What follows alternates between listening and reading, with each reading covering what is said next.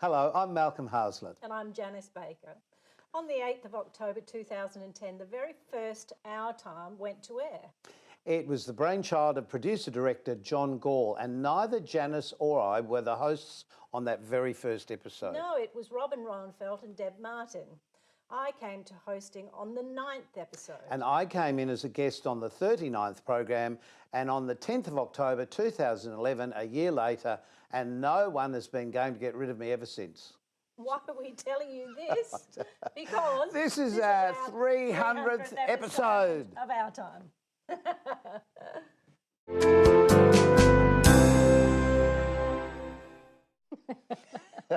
There you go. Well, we've been together for a lot of episodes, Janice. We have. And welcome to this episode of Our Time. It is our 300th actual episode, but it's your 290...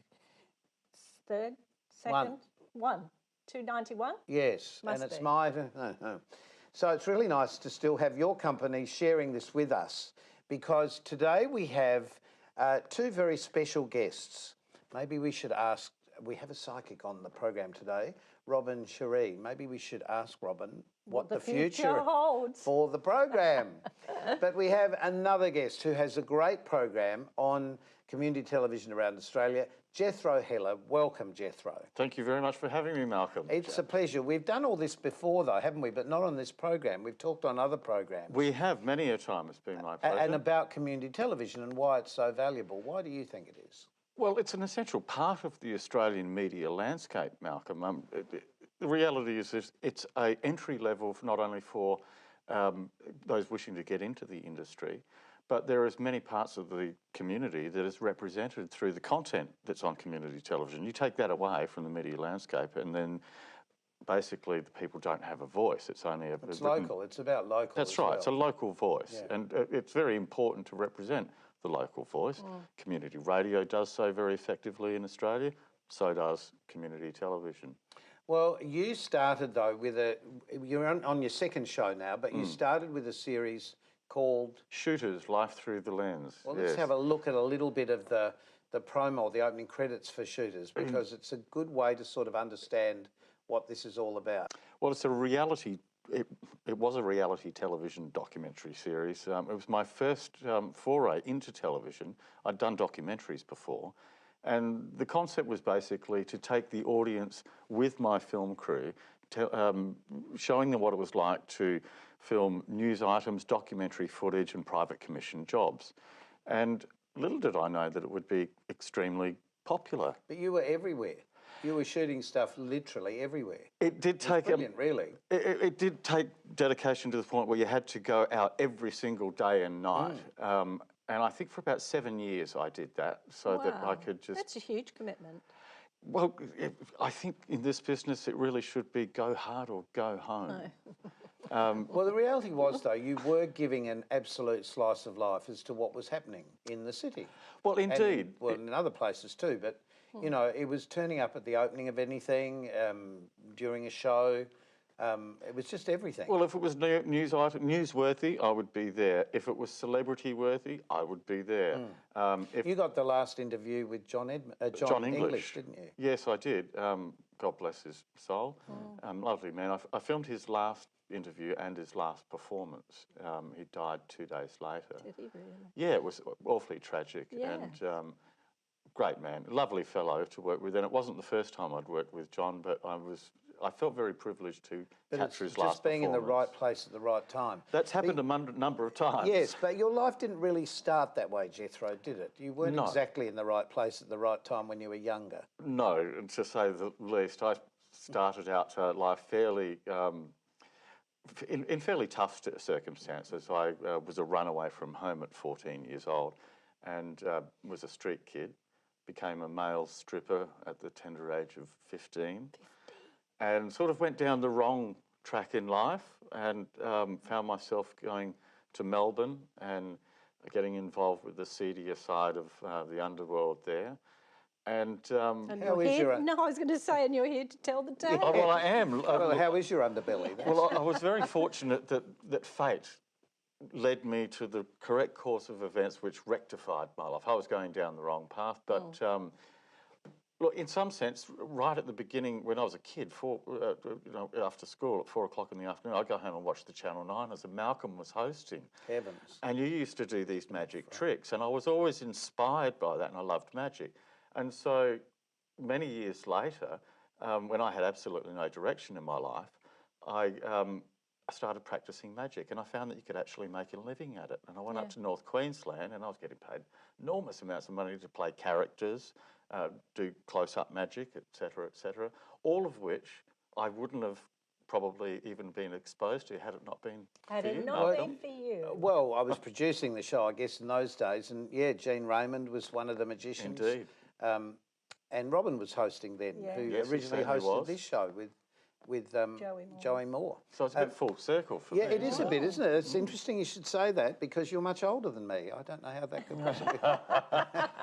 It's that time machine he's got. Yeah, no, he says that But to me all look, the time. yes, because she is. No, but then you worked in the theme park up there as well, didn't you? I did. One of the fortunate things about working as a character actor or comedian, magician or juggler or fire eater, and I was all of those things, so that you could always get a gig and work 7 days a week. Yeah. Queensland's the land of milk and honey because you've got theme parks, resorts, islands, 5-star hotels. There's plenty of work 6 days a week. We're just having a look at you here. I think this is actually in Adelaide when you came back. Oh, but that's a fringe show. that would have been a yes. fringe show and some street work that you did because you were very well known on the street. Not quite the right way to put that, but you know what I mean. I did. As a street performer. Indeed, a couple of my characters, in particular, Constable Bob was very popular here in South Australia, and he was seen at probably every Adelaide major event, directing traffic and generally making a nuisance of himself. It's a shame you couldn't find real food though, Jethro. Yeah. Indeed. Look at you there. Lovely shot. But your life has taken so many twists and turns, and now you're producing a new show. Well, you've been producing a show for some time, but it's about to go to air again. Well, yes, I was very fortunate. We shot 2 seasons of Shooter's Life Through the Lens, and then I made the decision that I wanted to more personalise the show and make it more journalistic stories and captures of specific individuals rather than a magazine-style show. So we created Jethro Heller's Tales of a City, and we're now just about to go into our 3rd season. Well done. And that's proved very popular as well. And I've been very blessed, as you said, right place, right time. That has happened so many times in my career. Fortunately, I never leave home without a camera. And so I've always captured it, and it's always managed to grab the headlines or grab that moment in history. And I've been blessed. I can say nothing shorter than that. But it's true, it is. I was watching a doco the other night of somebody else, a very famous person who'd done exactly that and who is no longer with us, but he is still with us because his life is still preserved forever. Well, I think that be the point is that when I was young, my greatest fear was not leaving a mark behind in this world. And I found my way to be able to do so. And outside of working in feature films and doing comedy and character performances, in terms of telling stories and recording my imprint on this world, if it wasn't for community television, I simply would not have had that opportunity. No one was going to give me a green light in commercial television. No, that's very true actually, because there's not a lot of money behind this. This is really just you and a couple of other people going out and getting whatever. That's right. But you've also had a bit of a nasty health scare recently as well, and you've overcome this as well. Well, I have in a sense that I have a liver disease, and I will be eventually what is the cause of my expiration. But when I was first diagnosed, I was told that it would be a very short period of time. That was 2 years ago, so you can't trust the doctors. It's all about lifestyle choice, and I think mostly it's about what's in your head. Yep. I'll die when my day is done, when the universe decides that I've had my input, when my time is up. But what you'll leave behind is an amazing array of information about really the history of, in many ways, a town, being Adelaide, and a lot of your work. One hopes so. It's just fantastic. But you got onto this because of footage that was found in an attic originally. Well, that's right. When I first started making documentaries, a relative said to me, "Look, I've got my father's old Super 8 films, and they were footage of Adelaide between 1938 and 1956, and never seen before footage, like Don Bradman, the destruction of Glenelg in 1948 when the Barcoo run aground. All of these, and I'm just watching it going, oh my God, oh my God. And she said to me, I don't think you'll find it very interesting. I said, au contraire. Exactly. So I immediately cut it into a documentary. I released, I think, a minute and a half online, and the next day it was front page of the Advertiser and a double page spread. And I thought, oh, well, look, this bodes well for the film. But then in the course of doing that film, I was researching another family that tied into that family, and I found another subject matter being the history of the Leggett Ballroom in Chapel Street, Paran. And amongst their family home footage, I found never seen before footage of Graham Kennedy as a square dance caller. Yes, I've seen all that. It's amazing. Right? It's just Jethro, fabulous. we could chatter on forever. We could. But we can't. But can you wait around till the end of the show and we can continue a little bit more of this conversation, because we have Robin Sharee coming up, who is a psychic.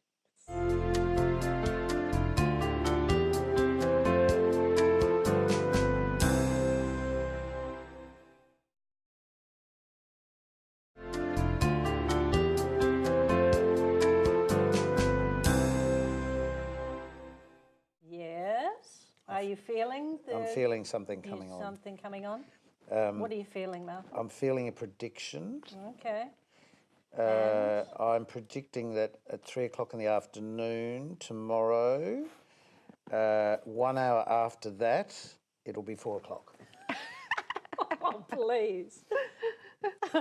Robin, welcome to our program. Thank you so much for inviting me. Hello, Has Robin. joined us, and now she's a psychic. So this is and me too. I worked out. I just had this feeling. Yes. Okay. Is that what it's like, Robin, being a psychic? That there are sort of natural things within Earth that not everybody particularly can see or know that you can see? Is that? Oh, you know, I actually feel that everybody is born with the exact same gift that I have. But we are taught by the time we go either through church or traditional school, they kind of beat it out of you. You know, you're not supposed to listen to your own intuition. You're not supposed to listen to what you think. You're supposed to, even when we go to traditional church, you know, we used to connect in the morning and night in traditional church with our spirituality, because we don't come from here. We come from the universe. We're a spark of a greater being. And, you know, when you go to any sort of religious education, they teach you what to say. And they teach you that, oh, no, you can't, you humble peon cannot connect to that. You have to wait until you die and do a million good things before you get to see the big guy or girl. So no, I don't think I'm any different than anyone else in this room. I just choose to be aware, yes, and trust what comes through. Yeah. Interesting. But you don't come from Australia initially. Where were you born? I was born in San Antonio, Texas, and then my family moved to San Francisco, Bay Area. But what brought you to Australia? That's the more interesting story. I met a beautiful Australian man that came over as a lighting designer with the Angels in 1982. And he had worked for Alice Cooper, Philip Eastick. He had worked for Alice Cooper in Australia, New Zealand, and England. And when he came to America, I got a phone call from Cheryl's wife. I didn't do the Australian tour because I was doing my master's degree then. And Cheryl called me up and said, hey, this great band is coming to San Francisco. You know, can you show Phil around? And I went, yeah. But oddly enough, a couple of months earlier, I had been backstage at a Bill Graham concert in San Francisco, and I saw this poster of this gorgeous-looking man with a big white background standing like this. And I said, oh, God, Bill, who the heck is that? He's so gorgeous. He said, oh, it's the Angels. And they're going to be the next biggest thing, you know, in America. And had they stayed for their tour, they would have been. This was the Angels. Yes. At that time, it was Doc and Chris. They had this great New Zealand drummer at that time. Nothing against Buzz, but I met Brett Eccles and John and his brother, Rick, yeah, the great guitar player, Rick. You know all them? I know, but I do actually know John and his wife, Sue. Yeah, and I was well, he was married to Robin when I knew him. So it was a critical time in their career because in that time, I gave Chris Bailey, the bass player, a ride from LA to San Francisco, and I did a card reading for him. I did very minor stuff in those days. And then I said, you're being replaced. And he's like, what? And I said, oh, you're being replaced. And he's like, no. Oh, no, it must be my girlfriend in Marin. I go, it's not your girlfriend. And sure enough, they replaced him. So I'll never forget that reading. No, and he'll never forget it either, I'm sure. But Robin, when you first started off and you first sort of realised that you had something that maybe everyone else wasn't using, it wasn't directing you towards the religion that perhaps you were brought up with. It was terrible. My father's French, my mother's Irish, and we're very Catholic. And I was raised, every year we went to a giant family reunion, you know. It could be in Canada, could be in America somewhere. And when I was a tiny child, I would crawl over to somebody. When I was big enough to walk, I'd walk up to somebody. You know, when I could run, I'd run up to somebody. And I would sit on their lap and I would kiss them and I would pet them very nicely. Within 3 years, people would run if I came towards them because I was like the touch of death. So that was like the first head up for my poor parents, you know. So then off I went to all-girl Catholic schools because, hey, you know, what are you going to do? And I would march off to this beautiful little Baptist church every Sunday because they had this beautiful little white clapboard house. The adults went here, kids went there, got to color, sing songs of Jesus, eat cookies. Then I'd go off to the Latin Mass, stand up, sit down, sit up. And I'd have to confess that every Friday. And the priest would say, stay out of that Baptist church, you know, and stay out of anybody's home that's not Catholic. So that, yeah, and I would always hear things and I would see things. And when I was a child, it's called Astral Traveling. So my parents, I was so annoyed because the Mickey Mouse Club came on at 7:30 and it was still light outside. My parents made me go to bed at 7. So as soon as I went to sleep, I'd just rise out of my body and I'd float into the living room. And then I'd float through the neighborhood and I'd check out everybody's houses and kind of what they were eating and what they were watching on TV, and I'd hear all the gossip. And in the morning, I would tell my parents, so-and-so's having a baby, so-and-so is selling his house. My parents would go, how do you know that? I go, oh, no reason. Oh, no. And when I was 7, my mom, 9 months pregnant, Catholic, eating fish sticks on a Friday, I looked at my parents and I said, are you guys getting divorced? I didn't even know what that word was. Like, I honestly didn't know what it meant. And my mom took the spatula. She was like 9 months pregnant, and she smacked me on the head with it. And she said, don't be ridiculous, we're Catholic. But 2 years later, they were divorced. So it's just knowing things. Wow. You know, Is it like a time shift, do you think, Robin? Is it like you can see the future like through a time shift? Is there a way to the only way that I explain? feel like that, if there's a shift like that, is if there's something really disastrous have happened No, I mean more on the earth. I mean feel more this time in, shift. Yeah, no, I mean more in just the simple things of, like you were saying, knowing what the neighbours were doing or knowing what would happen to your parents. Do you feel that the gift sort of gives you like a time shift into the future? I Or think are that they I just connect to a messages? universe that there is no time in the sense There as is we no know time, it. yes, I understand It's that. always flowing backwards, forwards. Yeah. But do you see, as you said before, you went to this pub and you heard voices calling you from down in the cellar. And so that happens to you all the time. Oh, sorry, we were talking about that before, just Yeah. before we were... Yeah. So the story was you went down here in South Australia. To Rome. Just I went a to little bit more of the I story. went to a sweet psychic fair in Rome that's in July and June. Yeah. The money goes towards for animals, animal shelter, and it was a very stormy day. And as I said, I had never seen that lobster before, and I was quite shocked by it. But when I got out the car, the wind was blowing, the rain was blowing, there was no electricity in this sweet little town. And when I opened my door, I actually blew out and rolled across the grass. So here's the famous psychic rolling across the grass. She didn't see that coming. Or that she had rented the great hotel with the hot tub and not get to use it the whole weekend. So this little ragtag band of gypsies, they're all quite lovely. People work in different forms. They do all different kinds of interesting things. Yeah. We went to this pub, and I hit the pub, and I went, oh, save me. Immediately saw spirits standing behind, you know, the man. I shield myself so I don't see or hear anything for the most part. I'm not, it's invasion of other people's privacy, really. Yeah. And then as they were heading us towards the, to eat dinner, I heard this voice from the basement go, psst, Robin, come down here, psst, down here. All through dinner, I'm like, oh, seriously, you know. And so all the people, they go, oh, you see and hear spirit. I'm going, yes, I do. They're like, oh, that's amazing. We wish that we could do that. And I said, really? Do you walk down the mall and go, hey, hi, it's me, to every person that walks past you, every single person? Because that's what it's like. There's so many people in spirit everywhere you go. Well, when you say you can shield yourself, what do you mean by that? I do prayers and shielding of my energy so that nothing negative can find me, nothing predatory, of course, can find me, and that I don't invade other people's privacy. Because otherwise, if I touched you or if I, you know, pretty much anything, I can see.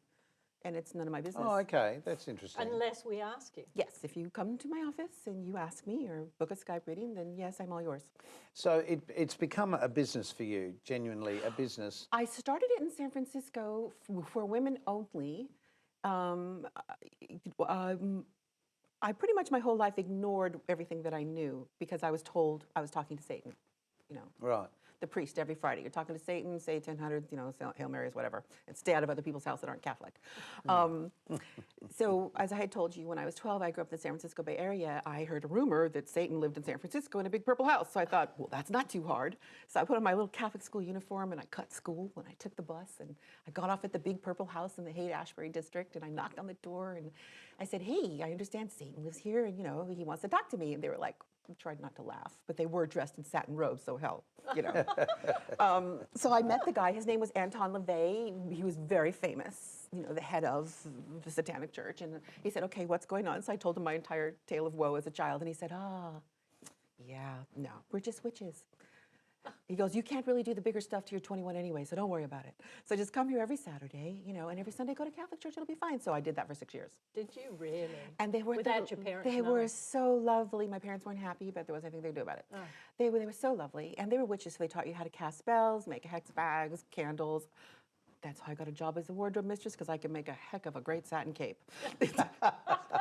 You know, but when I was 18, I went off to university, so didn't get to hear the bigger stuff. But at least I was accepted there, because everywhere else it was like, no, you know. And that's an interesting point, because there are obviously people that have these feelings about different times, different people, visitations and so on.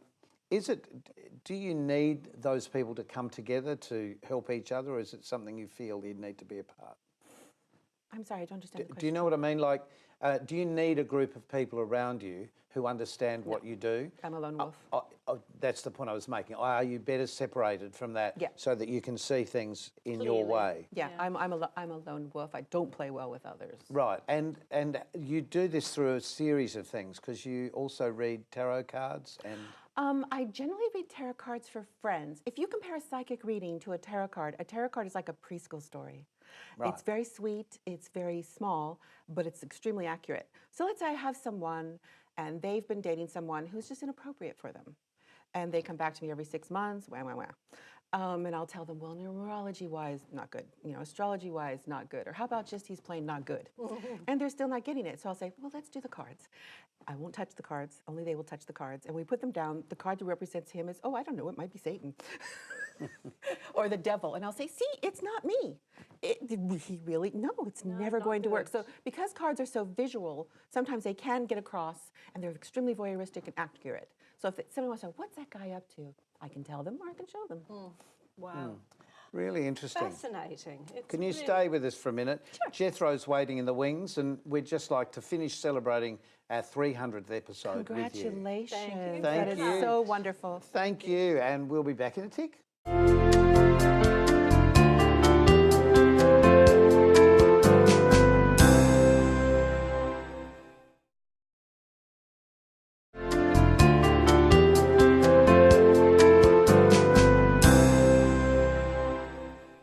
To our time, we have a bit of a gathering. Cast of thousands. Oh, we have. A very special thanks to Robin and also to Jethro for joining us in this episode, being our 300th. But we actually thought you should meet 3 people who were really here at the very beginning 300 episodes ago, particularly these 2 men who literally were here on the very first night. Andre is the studio manager. What were you doing on that night? I think on the very first night that we were shooting, I was actually waiting for the paint to dry. On the we set. literally, I know it's a cliche, but we were literally had just finished painting the set. Brilliant. Yeah. Phil, what were you doing? Struggling. We were very, very green on the first night, but we learnt as we went along. I guess we all do, don't we? We do, in life, though? absolutely. So Phil is our floor manager, and Andre is the studio manager and makes sure all the technical stuff. And this is another Phil. Yes. Good name, huh? It is, spelled completely differently. Yeah, it is. When did you start? About a few months after, and I was lucky enough to meet John at TAFE, and he introduced me to this show. So Phil does our makeup for the program. Oh, not mine. I don't wear makeup. All our guests, and makes everybody feel very comfortable. She does. With the help of Natalie, Yes. which is a wonderful girl who's very busy out there right now, and all the other girls over and the all years. the other girls over the years. And we've had some great people. 30 seconds. 30 seconds. Oh, that's what he tells us all the time, and we completely ignore him. Give him a wine. But look, look, thank you to you three people particularly, because without you, we wouldn't be here each week. And thank you very much for coming in. Thank you so much for inviting Oh, me. we should have asked you at the beginning, what do you think is the future for a program like this on television? I think it's a fight because the 10. new technology.